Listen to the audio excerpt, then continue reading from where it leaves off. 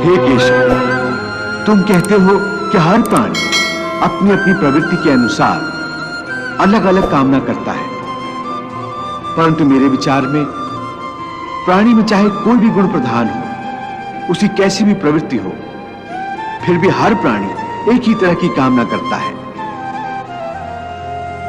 अर्थात हर प्राणी केवल सुख की कामना करता है, दुख की कामना कोई नहीं करता। वो कभी दुखी नहीं होना चाहता, इसीलिए सदा सुख के लिए प्रयत्न करता रहता है, चाहे वह मनुष्य राजा हो या रंक हो, स्त्री हो या पुरुष हो। तुम ठीक कहते हो अर्जुन कि सब सुख की कामना करते हैं, परंतु सुख की परिभाषा हर एक व्यक्ति की प्रवृत्ति और रुचि के अनुसार बदल जाती है। एक साधु पुरुष को दूसरे को सुख देकर सुख मिलता है, दूसरे की सहायता करके वो खुश होता है।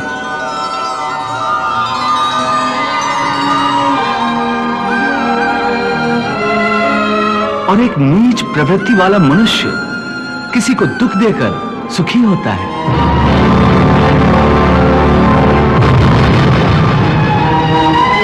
दूसरा सुखी हो तो उसे दुख होता है। इसके लिए सुख और दुख की परिभाषा अपनी अपनी प्रवृत्ति और रुचि के अनुसार हर प्राणी के लिए अलग अलग है। वैसे भी क्या किसी को स्थायी सुख प्राप्त होता है? नहीं होता। ना सुख स्थायी है, ना दुख स्थायी है। परंतु हे केशव, क्या सुख स्थायी नहीं हो सकता? सुख स्थायी कैसे हो सकता है पार्थ? ये संसार तो परिवर्तनशील है, यहां हर क्षण परिवर्तन होता रहता है पार्थ। परिवर्तन तो प्रकृति का नियम है, यहां कोई भी वस्तु स्थायी नहीं होती। तुम्हें याद होगा, मैंने तुम्हें पहले ही बताया था कि हमारे शरीर की अवस्थाएं भी स्थायी नहीं हैं। फिर सुख और दुख कैसे स्थायी हो सकता है? इसका अर्थ है कि सुख के साथ साथ मनुष्य को दुख भी भोगना पड़ता है। हां पार्थ, सुख और दुख एक ही चक्र के दो अर्ध भागों की भांति है। यह चक्र चलता रहता है, चलता रहता है। कभी प्राणी सुख में हंसता है,